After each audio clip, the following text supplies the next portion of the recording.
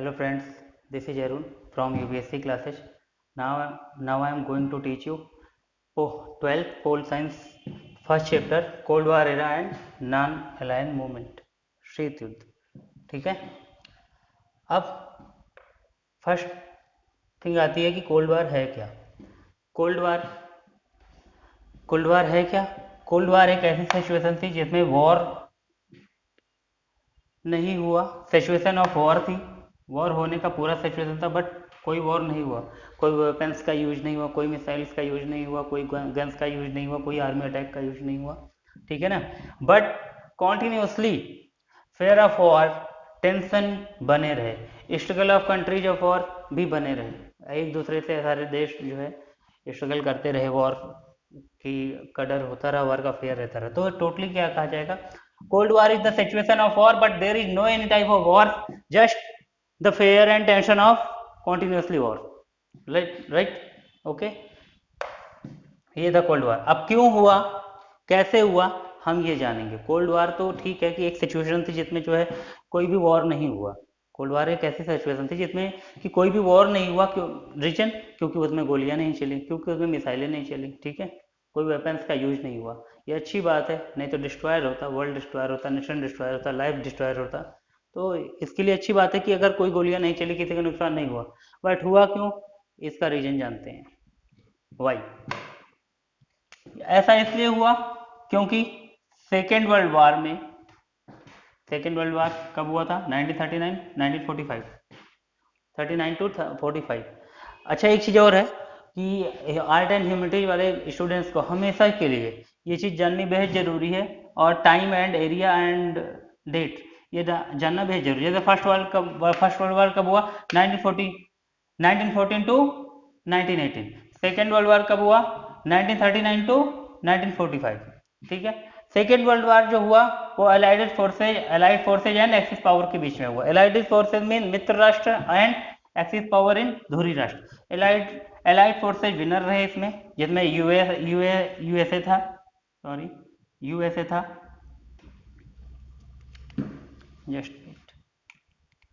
जिसमें यूएसए था, यूएसएसआर था, ब्रिटेन एंड इंग्लैंड, आयरलैंड, ये सारे देश थे. France and etcetera other countries, Germany, Italy, Japan, ये सारे देश थे.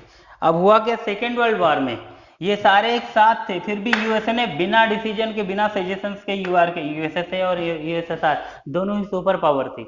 और ये सारे एक साइड से लड़ रहे थे एज ए फ्रेंड बन के, एज ए ग्रुप बन के, अलाइड फोर्सेज के. ये इस वॉर में शामिल थे. बट यूएसए ने without permission, without suggestion, without any discussion जो है जापान पर 1945 अगस्त 1945 में क्या किया, न्यूक्लियर मिसाइल से अटैक कर दिया जापान के मेन सिटीज पे, नागासाकी एंड हिरोशिमा. नागासाकी पर जो बम गिराया, न्यूक्लियर मिसाइल गिराई, उसका नाम था लिटिल बॉय. ओके, उसका नाम था, आप ये चीज याद रख लें, बहुत ही मुश्किल से बताया जाता है किसी क्लासेज में. तो लिटिल बॉय, नागासाकी पे जो न्यूक्लियर मिसाइल थी उसका नाम था, एंड हिरोशिमा पे जो मिसाइल गिराई गई थी उसका नाम था फैट मैन. इनका वेट भी था 15 kg ton and 21 kg ton. Okay. तो जापान के मेन सिटीज पे, नागासाकी एंड हिरोशिमा पे क्या हुआ, न्यूक्लियर मिसाइल लॉन्च की गई, जिससे क्या हुआ, वहां की लाइफ डिस्ट्रॉयर हो गई. वहां की डेवलपमेंट खत्म हो गई. वहां की टोटल डेवलपमेंट खत्म हो गई. आज भी वहां के काफी सारे लोग जो होते हैं, वहां के मेन प्लेस के लोग, वो कहीं ना कहीं मेंटली डिस्टर्ब या हैंडीकैप्ड या ब्लाइंड होते हैं. तो इससे ये पता चलता है कि न्यूक्लियर मिसाइल्स के साइड इफेक्ट कितने टाइम तक रहे, तब से लेके आज तक सब कुछ खत्म हो गया वहां का. तो सारी कंट्रीज को ये बात बहुत ही बुरी लगी. ऑब्वियसली लगना ही था. क्यों, क्योंकि इतने बड़े डिस्ट्रॉयर की बात जो है न्यूक्लियर मिसाइल लॉन्च करने के बाद किसी से डिस्कशन नहीं की, जबकि जापान ऑलरेडी हार मानने वाला था, या आज या कल में हार जाता. ऐसा था कि सरेंडर की पोजीशन कंडीशन थी जापान की. टोटल बात है कि Japan is about to surrender. Criticism निकला, सारी कंट्रीज, सारे नेशन ने क्रिटिज्म किया अमेरिका पर, यूएसए पर, कि जब Japan about to surrender, then why you got to attack on Japan. Japan ने अपने फेवर, सॉरी, यूएसए ने अपने फेवर में क्या कहा, यूएसए अमेरिका ने कहा कि वॉर को जल्दी खत्म करना था, तो इसके लिए हमें न्यूक्लियर मिसाइल अटैक करना पड़ा। मैंने वॉर को जल्दी खत्म किया है जिससे कि लोगों की जानें बचाई जा सके, पूरे विश्व के लोगों की जानें बचाई जा सके, नेशंस को बचाया जा सके। नहीं तो ये लड़ाई लगातार चलती रहती और लॉसेज होते रहते, life of losses and Nations losses, ये सारी चीजें होती रहती। ये तो आपका फर्स्ट फेवर अपना अमेरिका ने बताया।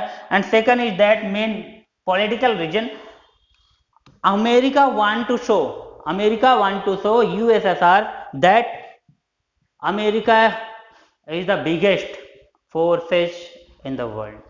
Its main region, deeply and political region. That's why America nuclear missile launch on Japan and attack.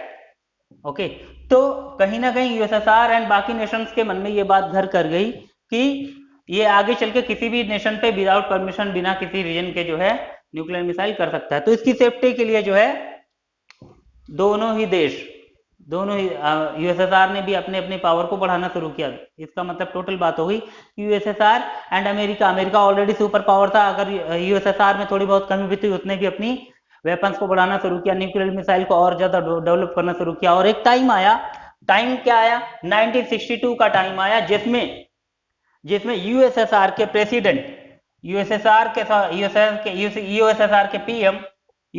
PM Nikita Khrushchev ने अपने न्यूक्लियर वेपन्स को, मिसाइल्स को एंड सारे वेपन्स को डिप्लॉयड कर दिया क्यूबा एक क्लोज रेंज था जहां से अमेरिका पर double attack and main lands पे अटैक किया जा सकता था। इसलिए ऑलवेज क्यूबा को फाइनेंशियल सपोर्ट दिया यूएसएसआर ने, और बाद में क्या हुआ, क्यूबा को ही अपना रशियन मिलिट्री बेस बना लिया यूएसएसआर ने, जिससे वहां से बहुत ज्यादा नुकसान एंड लॉस कराया जा सके अमेरिका का, और अपने सारे मिसाइल एंड वेपन जो है वहां पर सेट कर दिए क्यूबा पे, जिससे कि अमेरिका पर पूरा हमला किया जा सके, अटैक किया जा सके। यूएसए को इसकी न्यूज पता चली 3 वीक्स के बाद यूएसए को ये चीज पता चली, और उसने रास्ते में ही क्यूबा के आने वाले रास्ते में ही रसिया के सारे वेपन्स और मिसाइल्स को आने वाले रास्ते में ही रोकने की कोशिश की। वहीं पे अपने जहाजी जंगी बेड़े लगा दिए, वेपन्स लगा दिए कि रास्ते में जब क्यूबा में जाएगा ही नहीं तो वहां से अटैक कहां से करेगा। तो इसलिए क्यूबा में आने वाले रास्ते में उन्होंने अपना सेटअप बना लिया। और होता क्या, क्यूबा से अगर मिसाइल लॉन्च होती, क्यूबा से हमला होता, तो अमेरिका का बहुत सारा पार्ट डैमेज होता और मेन सिटी डैमेज होता। ये जो सिचुएशन थी वॉर की, अमेरिका के नुकसान की जो प्रॉब्लम थी, इसी को बोलते हैं CMC means Cuba missile crisis. ठीक है, हुआ क्या, both had nuclear weapons and don't want see destroyer of life and resources. दोनों ही both countries are superpower, and they have idea about World War First and Second result. That's why they don't want to war again, because in war many life and losses would be happen, and they seen that. That's why Nikita Khrushchev ने letter भी दिया JF Kennedy यानी कि USA के president, current time के president थे, उनको letter दिया कि कहीं ना कहीं अगर ये वॉर होता है तो ये पूरी तरीके से ब्लूडी वायर होगा, खूनी रंजिश हो जाएगा। तो इसके लिए इस वॉर को रोका जाना चाहिए, और आपसी समझौते और डिस्कशन से जो उन्होंने क्या किया, कोल्ड वॉर को स्टॉप करने के लिए, अपने वेपन्स को स्टॉप करने के लिए 28 अक्टूबर को रोक दिया गया। ये डिसीजन ले लिया गया उनके द्वारा, तो Nikita Khrushchev and JF Kennedy द्वारा ये डिसीजन लिया गया, ऑन प्लेस पे कोई भी वॉर, कोई भी वेपन का यूज नहीं किया जाएगा। और on legally paper work record 20 नवंबर को ये बात क्लियर हो गई कि कोल्ड वॉर आगे नहीं बढ़ेगा। बट मेन जो कोल्ड वॉर का एरा था वो आपका मेन जो कोल्ड वॉर का एरा था आपका 1945 टू 1990 तक ही था। ये आपका कोल्ड वार एरा ये था एक्चुअल कोल्ड वार, जिसमें continuously there is no any type of development, there is no any type of development in economic condition, there is no any type of globalization tradings and developments. कोई भी work नहीं हुए USSR to USA में, ठीक है। जब USSR का disintegration होने लगा, जब यूएसएसआर का डिसइंटीग्रेशन होने लगा, बर्लिन की दीवार वहां की जनता द्वारा गिरा दी गई 1919 में, देन उसके बाद जो है कोल्ड वार पूरी तरीके से खत्म हुआ, क्योंकि यूएसएसआर पूरी तरीके से कमजोर पड़ गया।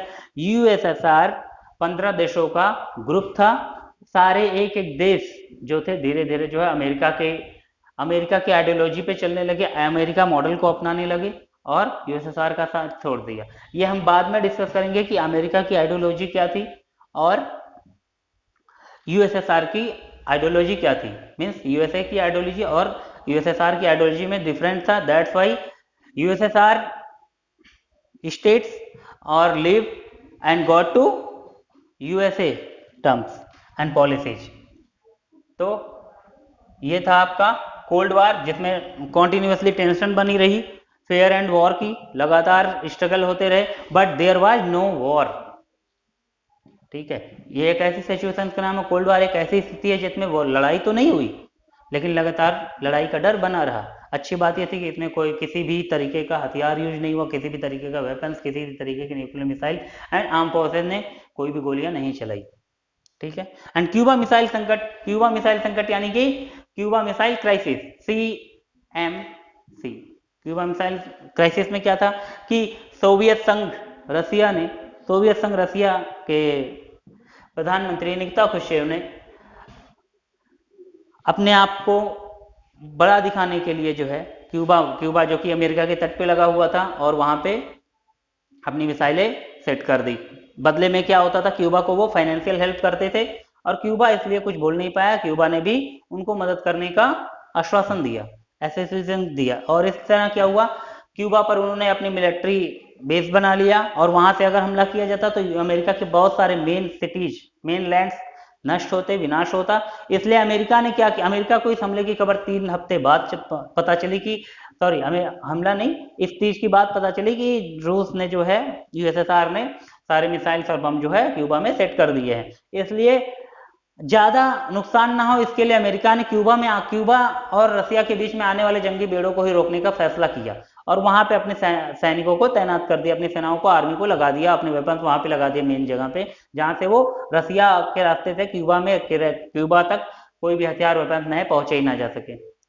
ओके, और फिर जब ये लगने लगा कि वॉर हो जाएगा, उसकी कंडीशन देख के निकिता खुश्चेव के ये लगा, यूएसएसआर के पीएम को ये लगा कि कंडीशन और भी बैड हो जाएगी और अगर अमेरिका और यूएसएसआर, दो वर्ल्ड के सुपर पावर, अगर वॉर करते हैं तो ये सालों साल वॉर चलेगा।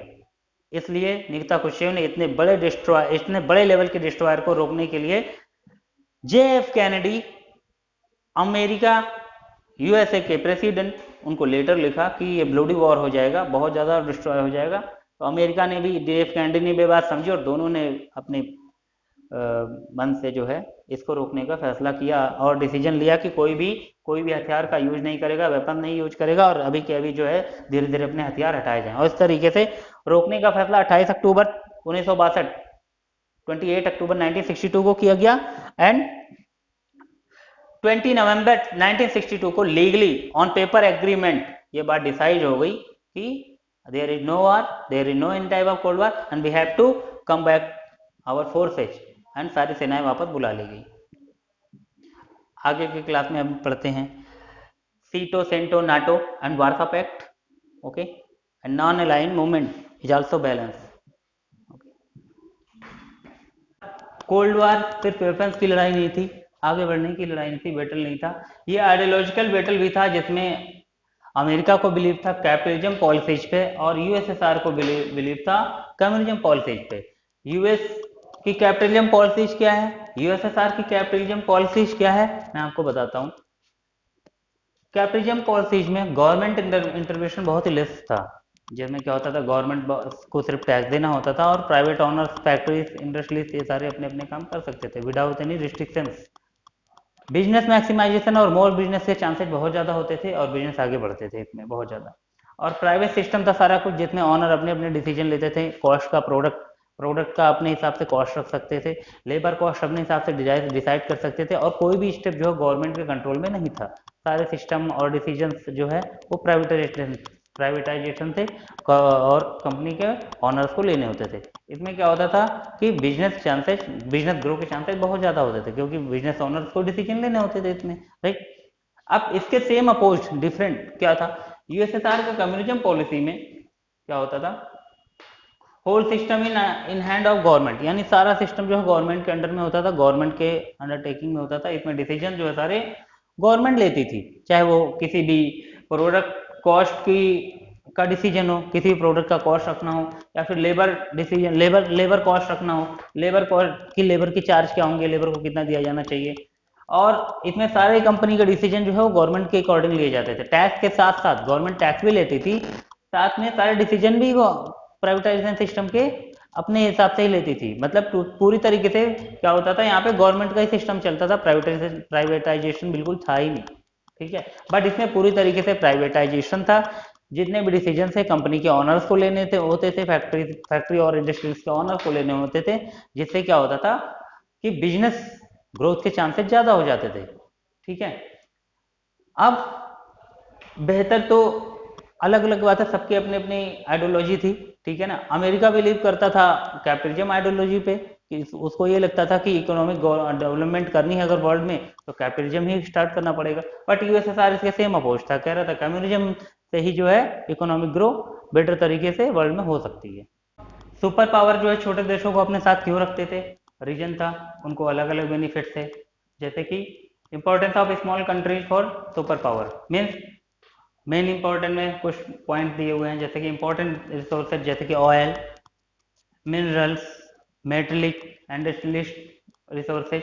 तो इन सब की वजह से भी जो है महाशक्तियाँ जो है अपने साथ छोटे देशों को रखती थी। अब ऐसा तो है नहीं कि हर एक कंट्री में सारे रिसोर्सेज पाए जाएं, नेचुरल रिसोर्सेज का ये तो है नहीं, कहीं पानी ज़्यादा होता है, कहीं ऑयल ज़्यादा होता है, कहीं मिनरल ज़्यादा मिलते हैं, तो इसलिए सभी देशों को, छोटे देशों को अपने साथ सुपर पावर्स रखती थी, ठीक है। सेकेंड थिंग क्या है, कभी भी किसी भी कंट्रीज को जो है अपने मिलिट्री बेस में कन्वर्ट कर सकते थे। थर्ड इज दैट कि किसी भी कंट्री के किसी भी एरिया से जो है, किसी भी टेरिटरी से जो है वो अपने वेपन्स को, अपने आर्मी को जो है अच्छे तरीके से ऑपरेट कर सकते थे, और अपने आगे जो भी कंट्री होती थी उन पर जो है, उनके मेनलैंड पर भी जो है अटैक कर सकते थे। इसके लिए जो है छोटे देशों को भी वो अपने साथ रखते थे, जिससे उनकी टेरिटरी पर जो है अपने आर्मी को, अपने वेपन को अच्छे से ऑपरेट कर सकें। फोर्थ थिंग क्या है, आइडियोलॉजी। विच आइडियोलॉजी बेहतर, वो क्या करते थे, छोटे देशों को अपने साथ रखते थे। जितने ज्यादा देश जिस कंट्री के सुपर पावर के साथ होते थे तो उन्हें लगता था वो इस तरीके से जो है हमारी आइडियोलॉजी बेहतर है, या मीन्स ये अगर यूएसएसआर के पास ज्यादा कंट्रीज हैं, ज्यादा छोटे देशों के साथ, तो इसका मतलब ये है कि कम्युनिज्म बेटर हुआ, और अगर यूएसए के साथ ज्यादा कंट्रीज हैं तो इसका मतलब कैपिटलिज्म बेहतर हुआ, यानी कि पूंजीवाद या साम्यवाद। यूएसए के साथ ज्यादा लोग हैं तो पूंजीवाद, और यूएसएसआर के साथ ज्यादा लोग हैं तो साम्यवाद, ओके। अब ऐसा नहीं है कि सुपर पावर अगर रखती थी छोटे देशों को तो सिर्फ सुपर पावर के ही बेनिफिट थे, इनसे जो है छोटे देशों को भी फायदा था, जो इतने भी स्मॉल कंट्रीज थे इनको भी फायदा था। इनको डेवलपमेंट में, फाइनेंशियल सपोर्ट में, इकोनॉमिक हेल्प में, हेल्थ इंफ्रास्ट्रक्चर में, वेपन्स हेल्प में, हर तरीके से हेल्प भी करते थे ये सुपर पावर्स। इनको हर तरीके से सपोर्ट करते थे, safety support, security support, economic development में सपोर्ट, बिजनेस में सपोर्ट, ये सारी चीजें जो है, ये सारे पॉइंट भी बेनिफिट्स में थे जो स्मॉल कंट्रीज को सुपर पावर से मिलते थे। कोल्ड वार की ड्यूरेशन में सभी महाशक्तियों ने जब कोल्ड वार के असर को देख लिया, विनाश को देख लिया, तो उसके बाद उन्होंने जो है इससे बचने के लिए, इस पर कंट्रोल करने के लिए आर्म्स कंट्रोल ट्रीटीज, यानी कि परमाणु शस्त्र नियंत्रण संधियां भी की। संधियां तो बहुत सारी थी, इसमें ज़्यादातर जो है परमाणु से रिलेटेड, न्यूक्लियर रिलेटेड जो है ट्रीटीज बनाई गई, ठीक है। फर्स्ट था LTBT, LTBT means limited test ban treaty. इसका मतलब ये था जितने भी नए टेस्ट हो रहे हैं परमाणु बम बनाने के लिए, न्यूक्लियर बम बनाने के लिए, मिसाइल्स बनाने के लिए, ये सारी चीज़ें बैन कर दी जाए। LTBT ट्रीटी जो है 5 अगस्त 1963 को बनाई गई, जिसमें यह कहा गया कि कोई भी नए टेस्ट जो है नहीं होंगे, बैन रहेंगे। अगर वो टेस्ट पानी के अंदर हो रहे हैं तो नहीं होंगे, एटमॉस्फेयर में, वातावरण में, वायुमंडल में हो रहे हैं तो नहीं होंगे, आउटर स्पेस यानी बाहरी अंतरिक्ष में कहीं हो रहे हैं ऊपर स्पेस में तो वो परीक्षण नहीं किया जाएगा कोई भी मिसाइल का या कोई भी परमाणु मिसाइल का। ठीक है। अंडरग्राउंड कर सकते हैं, जमीन के अंदर कर सकते हैं, जिससे पोल्यूशन लेवल ज़्यादा डाउन ना हो, पोल्यूशन पर ज़्यादा इन्वायरमेंट पे इसका असर ना हो, पोल्यूशन लेवल खराब ना हो। तो इसके लिए जो है अंडरग्राउंड पर इसको परमिशन दी गई कि आप वहाँ पे थोड़े बहुत प्रैक्टिस, थोड़े बहुत प्रयोग आप कर सकते हैं न्यूक्लियर मिसाइल्स के। लेकिन 1988 में इसका भी बाकी सारे कंट्रीज ने विरोध किया, अपोज में थे कि इसको भी खत्म किया जाए जिससे कि पृथ्वी का पर्यावरण पूरी तरीके से बचाया जा सके। जब सारे फैक्टर्स को रोका गया है, सारे प्लेसेज पर बैन किया गया है, तो ग्राउंड पर भी बैन किया जाए। ये बात 1988 की है। बट अमेरिका ने कड़े तौर पर इसका विरोध किया। अमेरिका विरोध करने पे लगा रहा कि नहीं, एटलीस्ट एक जगह पे होना चाहिए जिसे साइंस रिसर्च एंड डेवलपमेंट लगातार काम करते रहना चाहिए। और इस तरीके से अंडरग्राउंड प्रोसीजर अभी भी गोइंग ऑन है, स्टार्ट है। सेकेंड है salt, strategic arms limitation talk. इसमें परमाणु हथियार संबंधित समझौते हुए, परमाणु हथियार संबंधित नियंत्रण के समझौते हुए, इसमें बातें हुई थी मीटिंग्स में कुछ, जिसे बोला गया स्ट्रेटेजिक आर्म्स लिमिटेशन टास्क। ये 2 मीटिंग हुई थी इसकी, 26 मई एंड 18 जून 1972। 1972 में 2 बार मीटिंग हुई। पहली मीटिंग हुई 26 मई, दूसरी मीटिंग हुई 18 जून को। दोनों में ही अलग अलग बातें हुई। पहली बात तो ये परमाणु मिसाइलों पर बैन की तो बातें हुई, साथ में जहाजी जंगी बेड़े और पनडुब्बियों को, सबमरीन को भी, सबमरीन जो कि मिसाइल्स को लॉन्च करते थे जिस पर रख के, ठीक है, या फिर मिसाइल्स को लाया ले जाया जाता था पानी पर रास्ते पे, उन सभी को भी बैन करने के लिए कहा गया। तो सबसे पहले क्या हुआ, सबसे पहले ICBM इंटरकॉन्टिनेंटल ब्लास्टिक मिसाइल, जिसका आकार बहुत होता था और जहां भी ये मिसाइल जाती थी वहां पर पूरी तरीके से विध्वंस, प्रॉपर पूरी तरीके से डिस्ट्रॉयर हो जाता था। तो उसके आकार को कम करने के लिए ये संधि की गई, ये समझौता किया गया कि उसके साइज को थोड़ा थोड़ा कम किया जाए। पहले 200 के साइज में था, 200 टन के साइज में था, फिर उसको और कम किया गया, उसको धीरे धीरे 100 पर लाया गया। और इसी तरीके से जहाजी पनडुब्बियों को भी कम किया गया, जैसे मिसाइल को लाने ले जाने वाले जो पनडुब्बियां थी और उन पर सेट करके ही वो मिसाइल्स लॉन्च किए जाते थे, तो उसको जो है उनकी संख्या को भी कम किया गया। और इस तरीके से धीरे धीरे जो है ICBM के साइज को कम करके, SLBM के नंबर्स को कम करके धीरे धीरे जो है परमाणु हथियार नियंत्रण को पूरी तरीके से कंट्रोल में किया गया। तो ये आपकी बातें साल्ट में हुई थी 1972 में।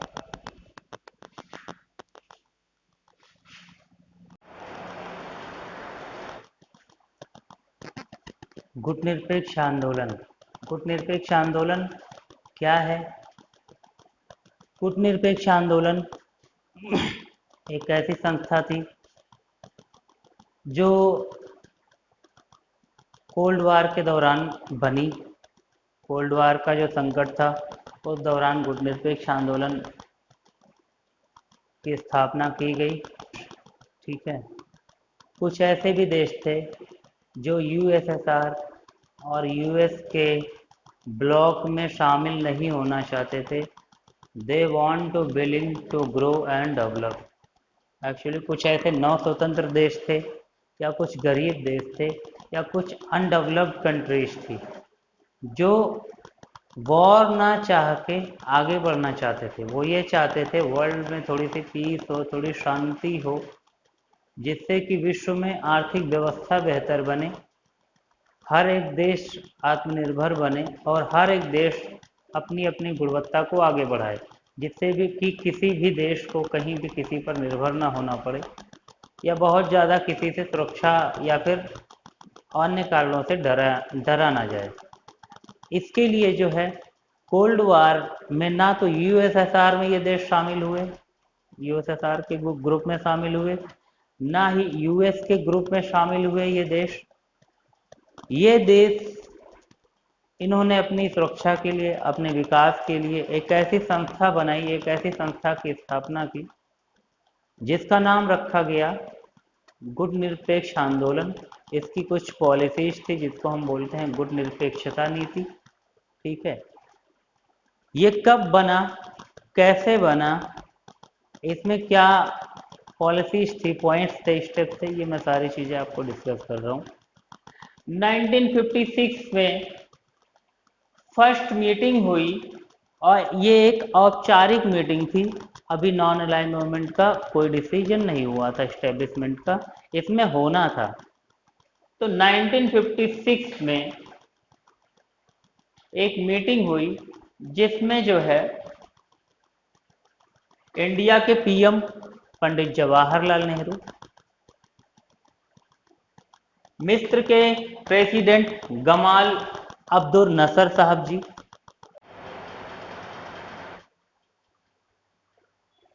कोल्ड वार के ड्यूरेशन में ही जो है वेस्टर्न अलायंस ने, कोल्ड वार के ड्यूरेशन में वेस्टर्न अलायंस ने अपने आप को एक ऑर्गेनाइजेशन के रूप में सेटल कर लिया जिसका नाम रखा गया नाटो। नाटो का मेन ऑब्जेक्टिव था कोई भी सुपर पावर या कोई भी बाहर की कंट्री या अदर कंट्री कोई भी अगर हमला करती है तो नाटो के अंदर जितनी भी कंट्रीज आने वाली थी वो सभी मिलकर उस मुकाबले का, उस वॉर का जो है सामना करती। यानी कि अमेरिका और बाकी वेस्टर्न यूरोपियन कंट्रीज जो टोटल 12 कंट्रीज थी नाटो में, ठीक है, इन पर किसी एक पर भी अगर हमला होता है तो बाकी सारी कंट्री भी इसका साथ देंगी और वॉर को देखेंगी। वॉर के अलावा अगर कोई नेचुरल डिजास्टर आता है, इकोनॉमिक डिस्ट्रॉयर होता है, तो इन सभी चीज़ों में एक दूसरे को ये हेल्प करेंगी, सपोर्ट करेंगी और वॉर में भी साथ देंगी। टोटल क्या है बात, मेन ऑब्जेक्टिव क्या था, save democracy by America. America चाहता था कि मेरे अलायंस में जितने भी कंट्रीज हैं उनके साथ भी कहीं भी नुकसान ना हो, जो मेरे साथ जुड़े हैं उनके साथ पूरी तरीके से सेफ्टी और सिक्योरिटी बनी रहे। और इसी तरीके से यूएसएसआर ने भी same to same eastern alliance के लिए वार्टा पैक्ट स्टार्ट किया 1955 में, वार्सा संधि स्थापना की जिसका काम था सीधे सीधे नाटो को फेस करना। यानी कि एक तो नाटो के रिलेटेड कोई भी कंट्री अगर इस पर वार्सा पैक्ट के अंडर के कंट्रीज पे किसी पर भी अगर कोई भी हम किसी तरीके का हमला होता है तो उसके लिए सारी कंट्रीज जो है फेस करेंगी नाटो को। ठीक है, और साथ में कोई बाहरी देश भी अगर हमला करता है इस संगठन के ऊपर तो सारे देश मिलकर जवाब देंगे। तो अगर नाटो ने अपना एक ऑर्गेनाइजेशन बनाया, यूएसए ने अपना एक ऑर्गेनाइजेशन बनाया नाटो, जिसके द्वारा जो है बाकी सारे देशों वेस्टर्न यूरोपियन कंट्रीज की सिक्योरिटी और सेफ्टी से स्टार्ट की, तो उसी तरीके से यूएसएसआर ने भी ईस्ट अलायंस के लिए वार्सा पैक्ट बना दिया जिससे इनकी भी सेफ्टी और सिक्योरिटी स्टार्ट होगी। इस तरीके से दोनों ही देशों ने अपने अपने तरीके से अलग अलग ऑर्गेनाइजेशन स्टार्ट कर दिए, NATO and Warsaw Pact. NATO का काम था ईस्टर्न अलायंस या बाकी देशों से बराबर फेस करना लड़ाइयों को अगर कोई भी प्रॉब्लम हो तो, और उसी तरीके से ईस्टर्न अलायंस का जो वार्सा पैक्ट था उसका मेन रीजन था नाटो को फेस करना, राइट। इस तरीके से दोनों ही यूएसए एंड यूएसएसआर ने अपने अलग अलग ऑर्गेनाइजेशन को सेटल किया और दोनों के लिए जो है सेफ्टी और सिक्योरिटी बन गई ऑर्गेनाइजेशन के रूप में। तो इस तरीके से कोल्ड वार के टाइम पे भी जो है पोलैंड वार हो गया था, ठीक है, जिसमें वेस्टर्न अलायंस के नाम से जाना गया यूएसए का ग्रुप, जिसमें जो है ब्रिटेन था, नॉर्वे था, France, Germany, Spain, Italy and Belgium and other और भी कंट्रीज थी। ज़्यादातर देश जो है यूएसए के साथ में हो गए थे। एंड यूएसएसआर के जो ग्रुप को जो है ईस्टर्न अलायंस का नाम दिया गया, जिसमें जो है ईस्ट यूरोप के कंट्रीज ज़्यादा थे, जैसे कि पोलैंड हो गया, ईस्ट जर्मनी हो गया, हंगरी हो गया, Bulgaria and Romania. East Germany, Hungary, Bulgaria, Romania and etcetera और भी कंट्रीज जो थी, जो कि जो है यूएसएसआर का साथ देने के लिए खड़ी हुई। एंड बाकी देश जो है वेस्टर्न यूरोप के सारे जो लगभग देश थे वो अमेरिका के साथ खड़े हुए। और इस तरीके से पूरा वर्ल्ड दो ग्रुप में बढ़ गया, पोलर वर्ल्ड हो गया, ध्रुवीय प्रदेश बन गया, पूरा पूरा विश्व, ठीक है ना। और पूरा विश्व दो खोमों में बढ़ गया अपने अपने देशों को, अपने अपने महाशक्तियों को सपोर्ट करने के लिए। तो ये कहीं ना कहीं दो देशों की लड़ाई नहीं, पूरे विश्व की लड़ाई बन गई अलग अलग भागों में। स्टार्टिंग हुई थी वेपन्स से, अपने अपने आइडियोलॉजिकल लड़ाई पे, वॉर पे, और कहीं ना कहीं ये पूरे वर्ल्ड की लड़ाई बनती गई, इसलिए सारे देशों में इसका डर था। रिजल्ट्स ऑफ कोल्ड वॉर, यानी कि शीत युद्ध के परिणाम। शीत युद्ध के क्या परिणाम हुए? सबसे पहली बात तो अलग अलग देशों, बर्थ ऑफ नॉन अलाइंग कंट्रीज, अलग अलग देशों के भी निर्माण हुए, ठीक है। पहली बात तो ये वर्ल्ड जो है दो खेमों में बढ़ गया, दो ग्रुप में बढ़ गया। बाकी जो है कुछ ऐसे भी देश थे जो अपने तरीके से चलना चाहते थे, डेवलपमेंट के बेस पर डेवलपमेंट की स्टेप लेना चाहते थे, या फिर इकोनॉमिक वे पे जाना चाहते थे, ठीक है। तो और पूरी तरीके से चलना चाह रहे थे। कुछ ऐसे देश थे जैसे कि इंडिया हो गया, यूगोस्लाविया हो गया, श्रीलंका हो गया, एशियन कंट्रीज थे, ठीक है। कुछ ऐसे कंट्रीज थे जो नए नए फ्रीडम में आए थे, ठीक है ना, या अनडेवलप्ड कंट्रीज थे, पुअर कंट्रीज थे, वो सारे देश थे, ठीक है। तो वो लोग अलग चलना चाहते थे कि उन्हें लड़ाई से कोई भी लेना देना नहीं था, इसलिए वो ग्रुप से भी अलग थे। यूएसएसआर आई मीन कि western and eastern European group से भी, अलायंस से, सारे अलायंस से भी अलग थे, नॉन अलाइन कंट्रीज का भी बर्थ हुआ। नेक्स्ट पॉइंट है third world war अवार्टेड bloody battles, यानी कि तीसरा विश्व युद्ध होने से रह गया, खूनी रक्त रंजित होने से रह गया। Third world war, cold war के कारण जो है थर्ड वर्ल्ड वॉर नहीं हुआ, जिसमें कि खूनी बैटल हो जाता, जिससे बहुत सारे लोग मारे जाते, बहुत ही ज़्यादा विनाश हो जाता, ठीक है। ये फिर क्या है, many military organization treaties settled हुए, बहुत सारे जो है ऑर्गेनाइजेशन ट्रीटी बने, ठीक है। Weapon and nuclear race in super power, super powers में अमेरिका में और रूस में जो है destroyer weapons and atomic missiles, nuclear weapons की रेस हो गई पूरी तरीके से, बहुत ज़्यादा, कि कितनी ज़्यादा पावर हम इकट्ठी कर ले, कितने ज़्यादा हथियार बना ले, जिससे कि सामने वाले किसी भी देश को हम आराम से हरा सकें और पूरे वर्ल्ड में जो है हमारा वर्चस्व हो, हमारा ही दबदबा हो, ठीक है। तो अपनी पावर बढ़ाने के लिए दोनों ही देश जो है, दोनों ही सुपर पावर जो है काम करने लगे पूरी तरीके से। जो है ये मान के चलो कि अब हथियारों की होड़ हो गई, हथियार बनाने में अच्छे से अच्छे, घातक से घातक हथियार बनाने की होड़ हो गई। And next point, two polar worlds, पूरा विश्व जो है दो को खेमों में हो गया, ठीक है, यूएसएसआर और यूएसए में, ठीक है, दो खेमों बढ़ गया कोल्ड वार के कारण, रिजल्ट हुआ। और कुछ ऐसी ट्रीटी बनी कोल्ड वार के कारण, जो है कोल्ड वार के रिजल्ट में जो है कुछ ऐसी ट्रीटी बनी, जैसे नाटो अमेरिका ने सेटल किया, नाटो जो है नाटो ऑर्गेनाइजेशन बनी, सीटो बनी एंड सेंटो बनी। Full form of the NATO, North Atlantic Treaty Organization, South Asia Atlantic Treaty Organization, and CENTO Central Treaty Organization. NATO 1949 में बनाया गया, ठीक है, 1954 में सेटो बनाया गया और सेंटो बनाया गया 1955, ठीक है। इसी तरीके से यूनियन सोवियत ने भी वार्सा पैक्ट बनाया 1955 में। इन दोनों ने ही अपनी अपनी ट्रीटी को ऑर्गेनाइज किया एक दूसरे को फेस करने के लिए। बाकी कोई भी देश अगर हमला करता है तो इस ग्रुप के जितने भी कंट्रीज होते थे मिलकर उस देश को फेस करेंगे, इसलिए बनाया, ठीक है। And seven point, next point है reduce race of weapon and nuclear. कहीं ना कहीं जो है वर्ल्ड को बहुत ज़्यादा नुकसान होता है, इसलिए दोनों ही देशों ने मिलकर ये फैसला किया कि जो है वेपन है, जितने भी घातक हथियार हैं या फिर जितने भी परमाणु मिसाइल्स के बनने के तरीके हैं, वो सब हमें अब कम करना पड़ेगा। तो कोई भी नए तरीके से परमाणु बम को ना बनाए, न्यूक्लियर मिसाइल ना लॉन्च करे, कोई भी नए तरीके से ऐसे डिस्ट्रॉयर वेपन्स ना बनाए जिससे पूरे वर्ल्ड को या लोगों की लाइफ को डेंजर में डाला जाए, ठीक है। तो कुछ ऐसे कुछ ऐसे बैन्स, कुछ ऐसी ट्रीटी बनाई उन्होंने, कुछ ऐसी ट्रीटी बनाई जिसके द्वारा जो है इनको रोका गया, न्यूक्लियर मिसाइल्स और वेपन्स को बनने से रोका गया या उनको आगे यूज होने से रोका गया। जैसे कि था एनटीबीटी यानी कि न्यूक्लियर टेस्ट बैन ट्रीटी, यानी कि नए मिसाइल्स के प्रयोग को ही रोक दिया गया। ठीक है, परीक्षण को ही रोक दिया गया, प्रैक्टिस को ही रोक दिया गया। न्यूक्लियर नॉन प्रिफरेंसली ट्रीटी जो है, न्यूक्लियर मिसाइल्स को लॉन्च होने से, बनने से भी रोका गया। कोई भी नई शक्तियां जो है, कोई भी नए देश जो है इसका निर्माण नहीं कर सकते, न्यूक्लियर मिसाइल नहीं बना सकते थे। And nuclear missile delimitation treaty यानी NMDT, इसमें कहा गया परमाणु अप्रसार संधि।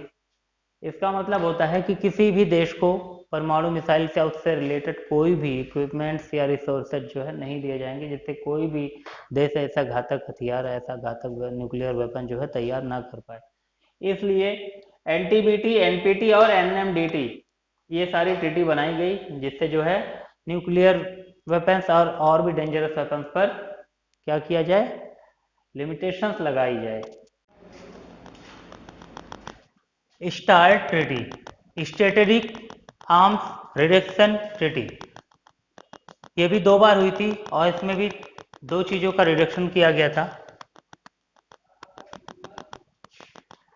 31 जुलाई 1991 को जो है यूएस प्रेसिडेंट रोनाल्ड रीगन को आप लोग नहीं जानते होंगे, और आप लोगों के टाइम पे फिर भी थोड़ी सी जानकारी मिली है। रोनाल्ड रीगन एक एक्टर भी थे यूएस के, जिन्होंने 1983 में अपनी स्टार वार्स लेवल नाम के, स्टार वार्स के लेवल पे मूवी बनाई थी। आज भी उसकी मूवियाँ और उसके जो नए वर्जन, नई मूवीज आते रहते हैं, तो उसको आप देख सकते हो। तो वो वहाँ के 1991 के टाइम को प्रेसिडेंट थे। उन्होंने जो है यूएस को कहा कि अपने जितने भी आर्सेनल्स यानी कि शस्त्रागार यानी कि वेपन्स गोडाउन्स जो है उसको कम करो, जैसा कि और संधियों में बात की गई थी। न्यूक्लियर मिसाइल कम किए जाएंगे और जो भी कोल्ड वार की जो भी सिचुएशन है उसको कम करने के लिए हम अपने सभी जितने भी वेपन्स हैं, जितने भी न्यूक्लियर मिसाइल्स हैं, उन सभी का रिडक्शन करेंगे। तो उसके लिए उन्होंने कहा कि अपने शस्त्रागार जितने भी रेशनल्स हैं वो कम करो। ठीक है, और उसमें जो है टोटल उस टाइम में 16,000 वॉरहेड पाए गए थे। जितने भी गोडाउन पाए गए थे यूएस के, काउंटिंग के सैटेलाइट से काउंटिंग की गई थी। उस टाइम यूएस ने काउंटिंग की थी सैटेलाइट में, जब इनके बीच ट्रीटीज हो रही थी, संधियां हो रही थी। तो यूएस ने कोल्ड वार के ड्यूरेशन में ही, जब संधियां हो रही थी, तभी काउंटिंग कर ली थी सैटेलाइट के थ्रू कि कितने वॉर हेड्स, हथियारों के गोडाउन्स हैं यूएसएसआर के, जितने भी देशों में फैले हों, अलग अलग उसके देश या मित्र देशों में फैले हों, उन सबको काउंट करके टोटल 6,000 वॉरहेड्स आए थे, जिसको कम करके 1600 वॉरहेड्स में लाना था। तो इसके लिए उन्होंने जो एग्रीमेंट बना था पहले, उसको दिखाया यूएसएसआर के प्रेसिडेंट को, और इसको फिर से रिड्यूस करने को कहा, और जितने भी वॉर गोडाउन थे और वेपन्स गोडाउन से शस्त्रागार थे, हथियारों के गोडाउन थे, उसको कम करके 6,000 से 1,600 में 1,600 के नंबर पे लाना था, वो कहा गया। दूसरी बात, जितने भी मिसाइल्स के या फिर वेपन्स के डिलीवरी व्हीकल से जिसके द्वारा कहीं भी हथियारों को लाया या ले जाया जाता था, उनके भी नंबर ऑफ व्हीकल्स कम करने थे, जिससे कि हथियारों की सप्लाई कम हो, वेपन्स की सप्लाई कम हो अलग अलग देशों में, और इस तरीके से जो है स्टार्ट का एग्रीमेंट जो है सक्सेस रहे। जो हमारी स्ट्रेटेजिक आर्म्स रिडक्शन ट्रीटी बनाई गई थी वो सक्सेस रहे। ठीक है, इसके लिए जो है इन्होंने, रोनाल्ड रीगन ने, यूएसएसआर प्रेसिडेंट ने यूएसएसआर प्रेसिडेंट को ये लेटर लिखा और ये बताया कि स्टार्ट के थ्रू 2 चीजें हुई थी, यानी कि शस्त्रागार यानी कि आर्सेनल्स को कम करने के लिए जो मीटिंग हुई, जो बात हुई, वो 31 जुलाई 1991 को हुई। और डिलीवरी व्हीकल्स को, वेपन डिलीवरी व्हीकल्स को नंबर्स कम करने के लिए जो बात हुई वो 3 जनवरी 1993 को हुई। तो इस तरीके से 2 मीटिंग्स में जो है ये आर्म्स वॉरहेड्स को कम करने के लिए कहा गया। नेक्स्ट आते हैं NPT, nuclear non proliferation treaty, यानी परमाणु अप्रसार संधि। यह संधि 1 जुलाई 1968 को हुई थी। इसके ऑब्जेक्टिव्स में क्या क्या था? इसके ऑब्जेक्टिव्स में सबसे मेन ऑब्जेक्टिव था कि न्यूक्लियर नॉन प्रोलिफरेशन था, यानी कि किसी भी देश को परमाणु बम, परमाणु मिसाइल्स, परमाणु हथियार बनाने से रोकना, कंट्रोल करना, किसी और देश को सप्लाई भी ना किया जाए, ऐसे किसी देश को सप्लाई ना किया जाए जो परमाणु संपन्न देश ना हो और बाद में वो अशांति फैलाए, विश्व में वॉर का कारण बने। इसलिए जो है नॉन प्रोलिफरेशन किया गया न्यूक्लियर मिसाइल्स का, न्यूक्लियर वेपन्स का, किसी और को देने से रोका गया। तो पूरी तरीके से नॉन प्रोलिफरेशन था न्यूक्लियर का।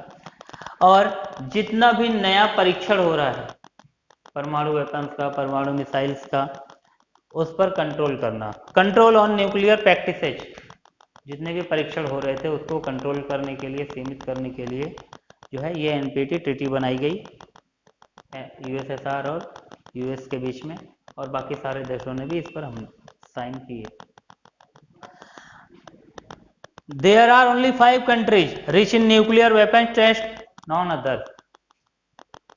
सारे विश्व पे ये रूल्स लागू होते हैं कि वो नए परमाणु बम या नए मिसाइल्स या नए वेपन्स नहीं बना सकते, या बनाते हैं तो किसी और को सेल नहीं कर सकते, दे नहीं सकते, सप्लाई नहीं कर सकते। सिर्फ 5 कंट्रीज को ये टेस्ट करने में या प्रैक्टिस करने में कोई भी रिस्ट्रिक्शन नहीं लगा है। वो 5 कंट्रीज जो हैं वो न्यूक्लियर रिचेस्ट कंट्रीज हैं जो टेस्ट कर सकते हैं, और वो यूएनओ के परमानेंट मेंबर भी हैं, यूनाइटेड नेशन ऑफ ऑर्गेनाइजेशन के वो स्थायी सदस्य हैं। ये सारे जो 5 देश हैं वो न्यूक्लियर वेपन का टेस्ट कर सकते हैं। ये था आपका फर्स्ट चैप्टर, पूरा जो नोट्स ख़त्म हुआ है। बाकी मैं नोट्स आपके यूट्यूब लिंक पे दिया रहेगा, आपके यूट्यूब लिंक पे आप वहाँ से डाउनलोड भी कर सकते हैं। तो इस तरीके से कोल्ड वार के टाइम पे भी जो है पोलैंड वार हो गया था, ठीक है, जिसमें वेस्टर्न अलायंस के नाम से जाना गया यूएसए का ग्रुप, जिसमें जो है ब्रिटेन था, नॉर्वे था, France, Germany, Spain, Italy and Belgium and other और भी कंट्रीज थी। ज़्यादातर देश जो है यूएसए के साथ में हो गए थे। एंड यूएसएसआर के जो ग्रुप को जो है ईस्टर्न अलायंस का नाम दिया गया, जिसमें जो है ईस्ट यूरोप के कंट्रीज ज़्यादा थे, जैसे कि पोलैंड हो गया, ईस्ट जर्मनी हो गया, हंगरी हो गया, Bulgaria and Romania. East Germany, Hungary, Bulgaria, Romania and etcetera और भी कंट्रीज जो थी, जो कि जो है यूएसएसआर का साथ देने के लिए खड़ी हुई। एंड बाकी देश जो है वेस्टर्न यूरोप के सारे जो लगभग देश थे वो अमेरिका के साथ खड़े हुए। और इस तरीके से पूरा वर्ल्ड 2 ग्रुप में बढ़ गया, पोलर वर्ल्ड हो गया, द्विध्रुवीय प्रदेश बन गया, पूरा विश्व, ठीक है ना, और पूरा विश्व 2 खोमों में बढ़ गया अपने अपने देशों को, अपने अपने महाशक्तियों को सपोर्ट करने के लिए। तो ये कहीं ना कहीं 2 देशों की लड़ाई नहीं, पूरे विश्व की लड़ाई बन गई अलग अलग भागों में। स्टार्टिंग हुई थी वेपन्स से, अपने अपने आइडियोलॉजिकल लड़ाई पे, वॉर पे, और कहीं ना कहीं ये पूरे वर्ल्ड की लड़ाई बनती गई, इसलिए सारे देशों में इसका डर था।